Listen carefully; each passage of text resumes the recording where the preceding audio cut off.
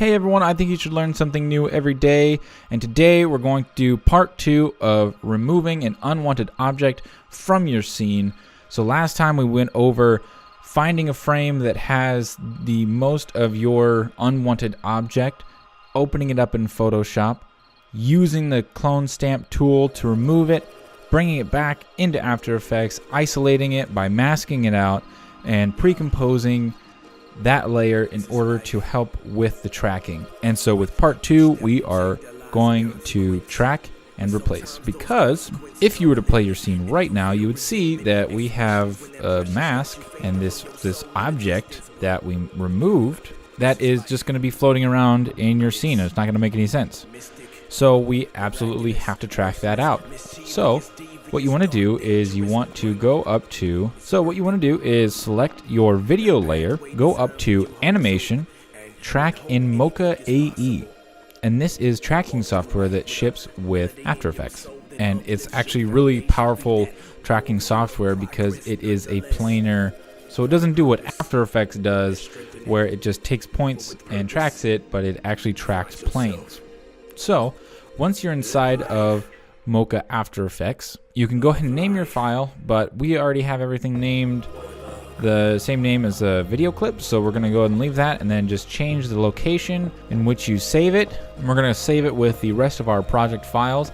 Then you can choose what clip it's going to import, how much of that clip it's going to import, and if there's an offset or anything, and make sure that all of your video settings are matching these project settings, because I did record this at 60 frames a second. So we want to make sure that all of that matches, and then we can go ahead and click OK. And so here it brings in our frame. So then what you can do is go to the same frame in which you did the removal in Photoshop, which for me was 65, and you're going to come up to the top here, the Create X-Spline tool layer, and then go ahead and tell Mocha where to look to find its tracking points. So you'll left click to put your points down, right click when you're done, and then go ahead and move these around accordingly, and then come up to the planar surface tool.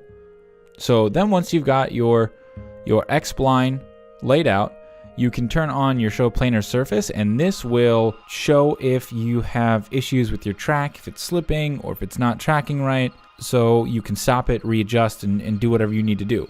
So now that we have our X-Spline set up and our Planar Surface set up, we want to go ahead and click the Track Forwards button, and it'll go ahead and do that. And as you can see, it's not losing its track once it goes out of frame. It's actually holding really well, and that's something that After Effects won't do. So that looks amazing. Now that that's tracked forward, we'll go back to our keyframe at 65 frames, and we'll go ahead and track backwards.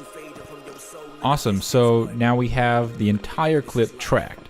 So what we need to do now is somehow get that tracked information into After Effects to tell our Photoshop file to stay put where the tracking tells it to. So what you want to do is you want to export tracking data and make sure it says After Effects corner pin, and that is going to tell the Photoshop file where to stay.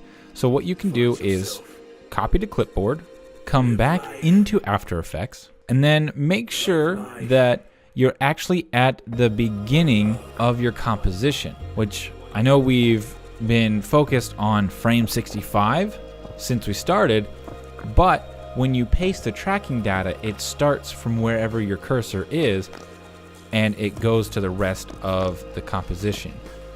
So you have to start at the first frame and then come up to Edit with the Photoshop layer selected, click Paste, and as you can see, it's a small part of the object that we actually wanted to remove. And so why did it shrink it down? So that's because it did it relative to, if we go back into Mocha, it did it relative to this planar surface. So what we want to do is we want to go to our keyframe here at 65 frames, and then go ahead and push the surfaces to the corners of the image over underneath the layer panel. And as you can see, that puts that blue square, the planar surface, around the entire image. So then we'll go ahead and export that tracking data again. Make sure it's a corner pin, copy it to the clipboard, come back. Then we can go ahead and delete all of these keyframes because we don't need them anymore. And then come back up to edit and paste. And as you can see, it worked perfectly. It hid the unwanted object. Then we can go ahead and play this. And look at that, a perfect track. And just like that, we don't have that unwanted object in our scene anymore. And it's a very convincing track because we don't even have the shadow, we don't have that object. Everything blends nicely. And it's a beautiful shot. So now, once you have this, you can come up to File and you can export it by itself. You can export it to Adobe Premiere Pro or add it to the Media Encoder, or if this already came from a Premiere Pro project, then you can use the dynamic link to put it back into your Premiere Pro project. But that is how you get rid of an unwanted object in your scene, whether you've got one or multiples. All you have to do is take each unwanted object, open it in Photoshop, get rid of it, add it as a new composition inside of After Effects, track it, and you are good to go, and you will no longer have an unwanted object in your scene. So I want to thank you for learning with me today, and be sure to comment, like, and subscribe if you have any questions so you can always learn something new.